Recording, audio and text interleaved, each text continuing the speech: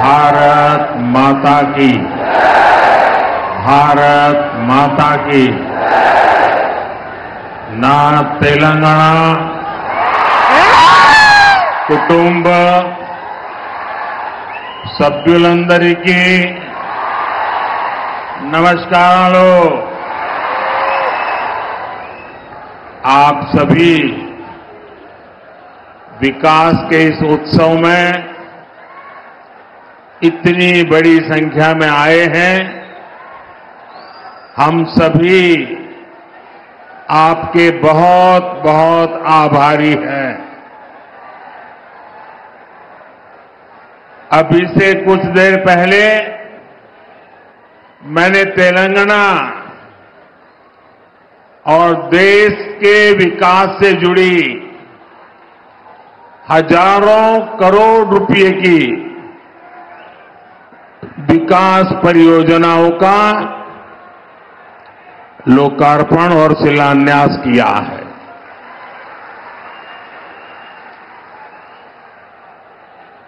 कुछ लोग आदत से मजबूर होते हैं, मेहनत करने की कुछ आदत भी कम होती है और इसलिए बड़ी सरल भाषा में कह देते हैं कि ये तो चुनावी सभा है। मेरे भाइयों बहनों और मेरे कुछ साथी जो भांति भांति का एनालिसिस करते हैं, जरा समझो ये चुनावी सभा नहीं है। चुनाव की तो अभी घोषणा भी नहीं हुई है। आज देश में विकास का जो उत्सव चल रहा है, उसमें मैं अपने तेलंगाना के भाइयों और बहनों के बीच ये विकास का उत्सव मनाने आया हूं। मेरी बात से आप सहमत हैं ना? सहमत हैं ना? इतनी बड़ी संख्या में माताएं बहनें आई हैं, आप सहमत हैं ना? मैं हिंदी बोलूंगा तो चलेगा ना? क्योंकि मैं तेलुगु में भाषण नहीं कर सकता हूं। लेकिन ये आपका प्यार है कि आप मेरी बात सुनना भी चाहते हैं, समझने का प्रयास भी करते हैं और फिर भी इतना प्यार देते हैं, इतना आशीर्वाद देते हैं। मैं आपका बहुत आभारी हूं।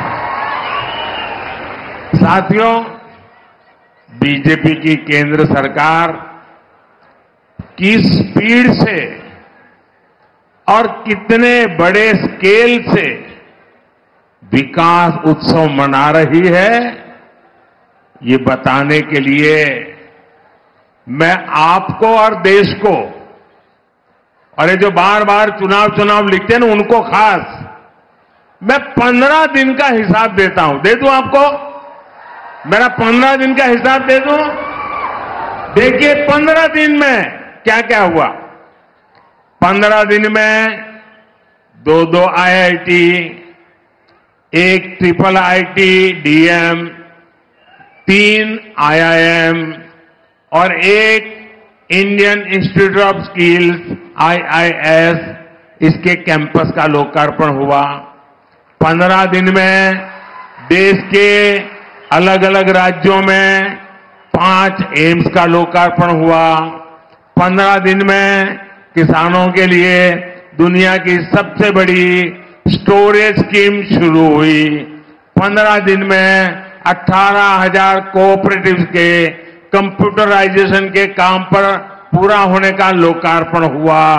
15 दिन में सिंदरी में देश के बड़े खाद कारखाने का लोकार्पण हुआ। 15 दिन में भारत के सबसे लंबे केबल आधारित ब्रिज का लोकार्पण हुआ है। 15 दिन में रेलवे से जुड़ी 2000 से अधिक परियोजनाओं का शिलान्यास और लोकार्पण हुआ। 15 दिन में ही ऑयल और गैस सेक्टर से जुड़े 1.5 लाख करोड़ रुपए से ज्यादा के प्रोजेक्ट देश को मिले हैं। 15 दिन में ही केजी बेसिन में फर्स्ट ऑयल का लोकार्पण हुआ है। वहां से निकले कच्चे तेल के पहले टैंकर को हरी झंडी दिखाई है। 15 दिन में ग्लोबल टेक्सटाइल इवेंट का उद्घाटन हुआ है। 15 दिन के ये काम आत्मनिर्भर भारत से विकसित भारत के निर्माण को और सशक्त कर रहे हैं। अब बताइए, ये विकास का उत्सव है कि नहीं है? ये लोगों के कल्याण का उत्सव है कि नहीं है? ये लोगों की भलाई का उत्सव है कि नहीं है? अरे चुनाव तो जब आएगा तब देखा जाएगा। मुझे तो देश को आगे बढ़ाना है। मैं सही बोल रहा हूं ना?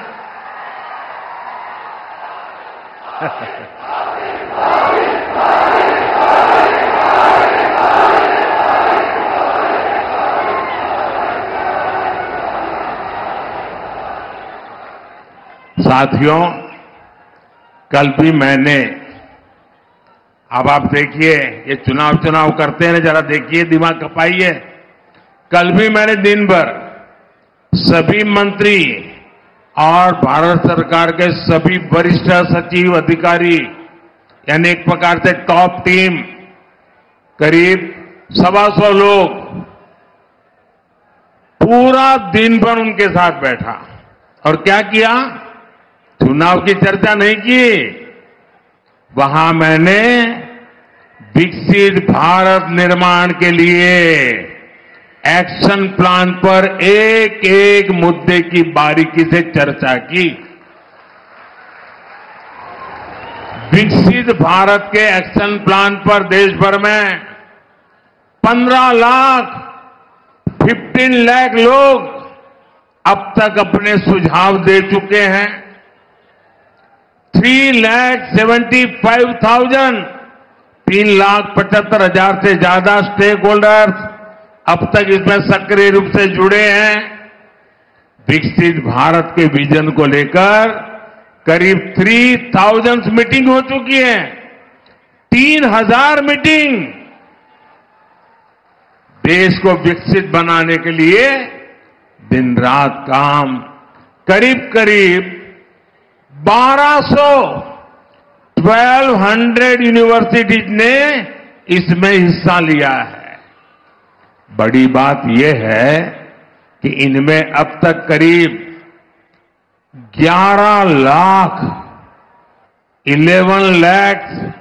युवाओं ने हिस्सा लिया है, अपने मौलिक सुझाव दिए हैं, जो हमारे युवा विकसित भारत के सबसे बड़े निर्माता और सबसे बड़े लाभार्थी, ये हमारी बहुत बड़ी ताकत है।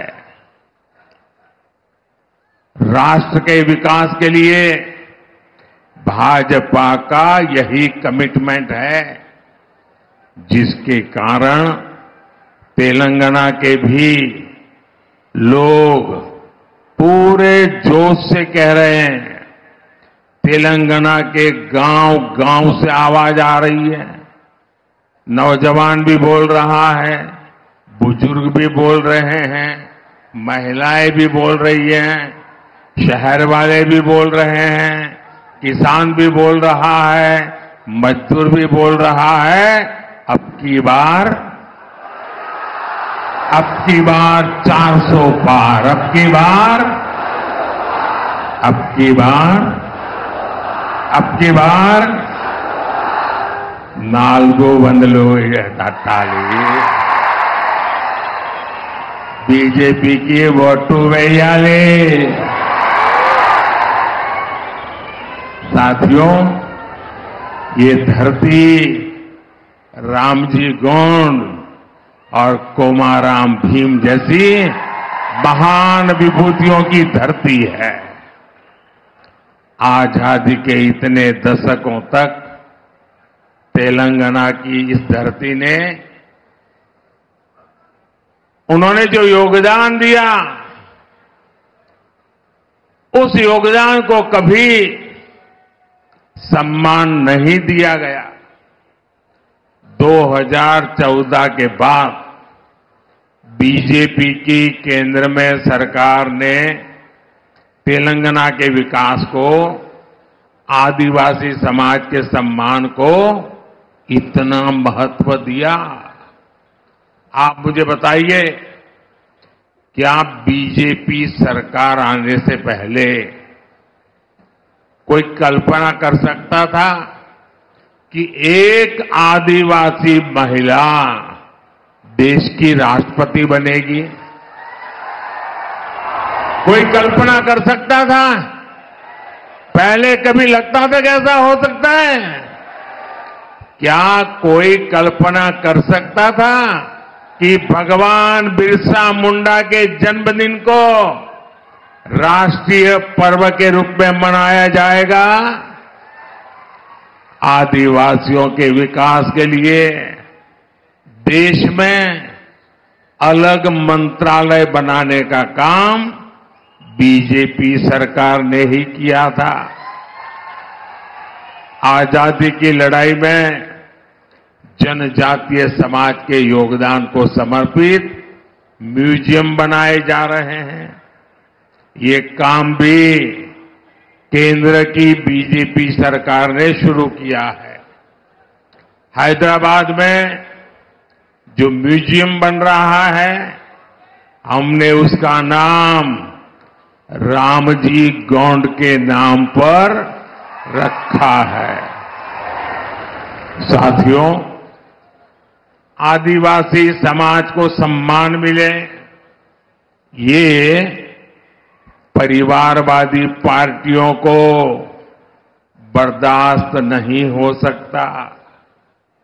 हमने जनजातीय समाज के लिए जब भी फैसले किए, इन्होंने उन फैसलों का विरोध करने का कोई मौका नहीं छोड़ा है। साथियों, बीजेपी आदिवासी कल्याण को, आदिवासी गौरव को सर्वोच्च प्राथमिकता देते हुए काम कर रही है। आदिवासी समाज में भी जो लोग अति पिछड़े हैं, जो अब तक विकास से वंचित हैं, उनके लिए बीजेपी सरकार ने पीएम जनमन योजना शुरू की।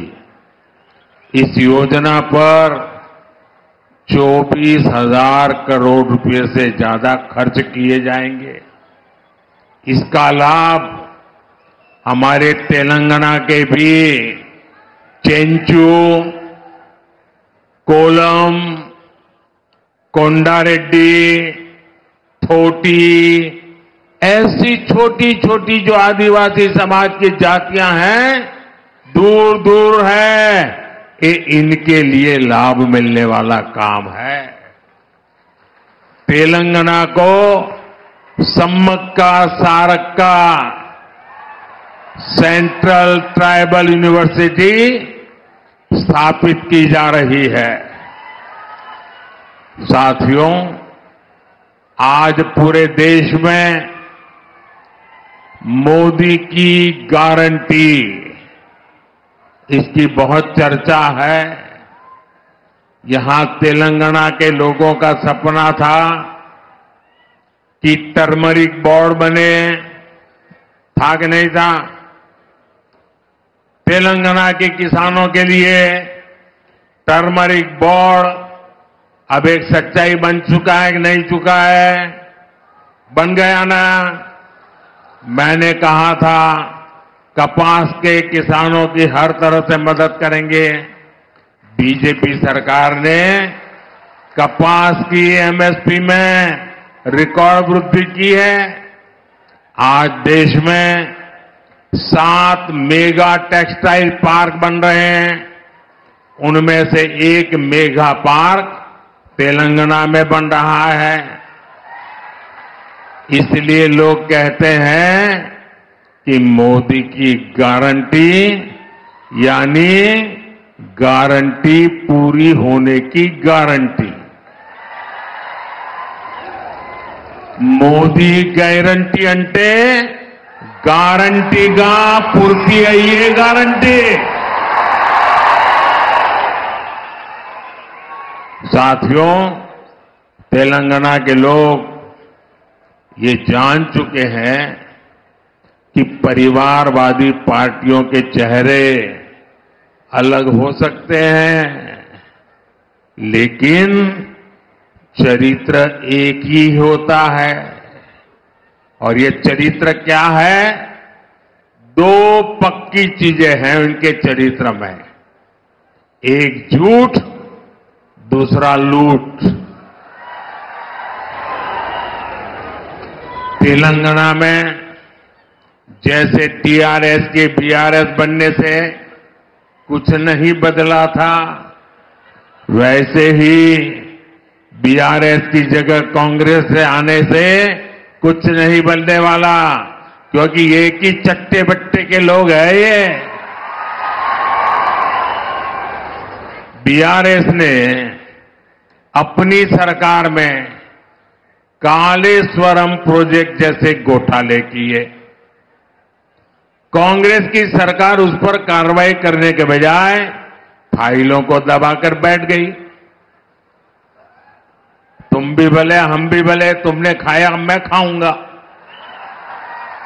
यही करते हैं। साथियों, भ्रष्टाचार, परिवारवाद और तुष्टीकरण में आकंठ डूबे इंडी गठबंधन के नेता बौखलाते जा रहे हैं। अब इन्होंने 2024 के चुनाव का अपना असली घोषणा पत्र निकाला है। मैं इनके परिवारवाद पर सवाल उठाता हूं तो इन लोगों ने बोलना शुरू कर दिया है कि मोदी का कोई परिवार नहीं है। अब तो कल ये कह देंगे कि तुम कभी जेल में तुझे सजा नहीं हुई इसलिए तुम राजनीति में नहीं आ सकते, ये भी कह देंगे। तेलंगाना के मेरे भाइयों बहनों, मेरा जीवन खुली किताब जैसा है।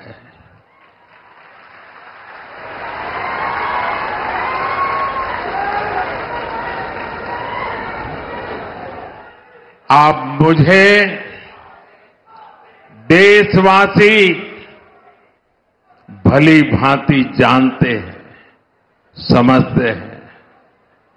मेरी पल पल की खबर देश रखता है और कभी मैं रात देर तक जब काम करता हूं और खबर बाहर निकल जाती है तो देश से लाखों लोग मुझे लिखते हैं, बताते हैं कि इतना काम मत करिए, कुछ आराम करिए। ये प्यार भाइयों बहनों, एक सपना लेकर के बचपन में घर छोड़ा था और जब मैंने अपना घर छोड़ा एक सपना लेकर के चला था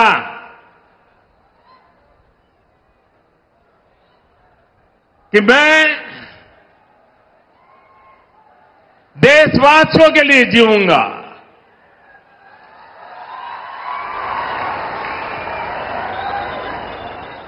मेरा पल पल सिर्फ और सिर्फ आपके लिए होंगे। मेरा कोई निजी सपना नहीं होगा, आपके सपने, यही मेरा संकल्प होगा। और जिंदगी खपा दूंगा तो आपके सपनों को पूरा करने के लिए, आपके बच्चों के भविष्य को उज्जवल बनाने के लिए। और इसलिए देश के कोटि कोटि लोग मुझे अपना मानते हैं, अपने परिवार के सदस्य की तरह मुझे प्यार करते हैं। और इसलिए मैं कहता हूं 140 करोड़ देशवासी यही मेरा परिवार है। ये नौजवान यही मेरा परिवार है। आज देश की करोड़ों बेटियां, माताएं, बहनें यही मोदी का परिवार है। आज देश का हर गरीब ये मेरे परिवार है। आज देश के कोटि कोटि बच्चे, बुजुर्ग ये मोदी का परिवार है। जिसका कोई नहीं है वो भी मोदी के हैं और मोदी उनका है। मेरा भारत, मेरा परिवार, मेरा भारत, मेरा परिवार, यही भावनाओं का विस्तार लेकर के मैं सपनों को संकल्प के साथ सिद्ध करने के लिए आपके लिए जी रहा हूं, आपके लिए जूझ रहा हूं और आपके लिए जूझता रहूंगा।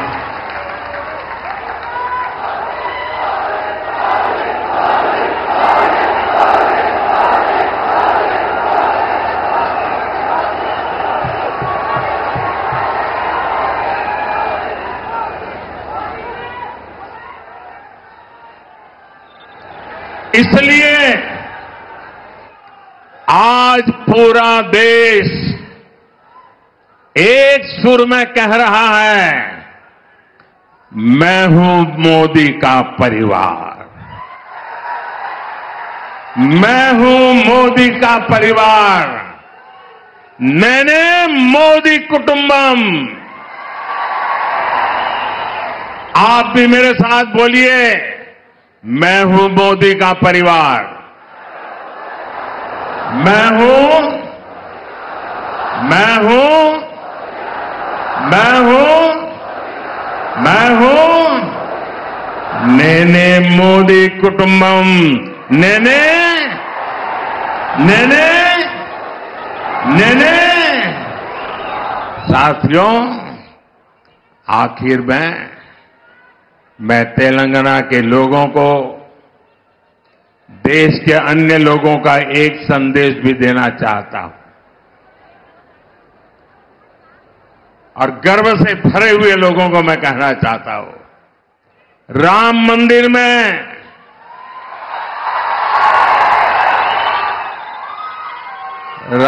मंदिर में सोने के दरवाजे हो या फिर मंदिर के स्तंभ, उनके निर्माण में तेलंगाना की भूमिका रही है और इसके लिए पूरा देश तेलंगाना के लोगों का आभार व्यक्त करता है। राम लला का आशीर्वाद पूरे तेलंगाना के लोगों पर है। हम विकसित भारत, विकसित तेलंगाना का लक्ष्य जरूर हासिल करेंगे। भाइयों बहनों, मैं आपसे यही आग्रह करता हूं कि 2047 25 साल हमारे पास है। इतनी मेहनत करनी है, इतनी मेहनत करनी है, देश को दुनिया के समृद्ध देशों की बराबरी में ला करके खड़ा रखना। हमारे मां बाप को तो मुसीबतों में जिंदगी गुजारनी पड़ी, लेकिन अपने बच्चों को मुसीबत में जीने के लिए मजबूर नहीं करेंगे। और इसलिए तेलंगाना, मुझे आपका आशीर्वाद चाहिए, मुझे आपका अपार प्रेम चाहिए। मैं आपका प्यार का भूखा हूं और एक सेवक के नाते आपको समर्पित हूं। मेरे साथ बोलिए, भारत माता की, दोनों मुट्ठी बंद करके पूरी ताकत से बोलिए, भारत माता की, भारत माता की, भारत माता की, भारत माता की। बहुत बहुत धन्यवाद।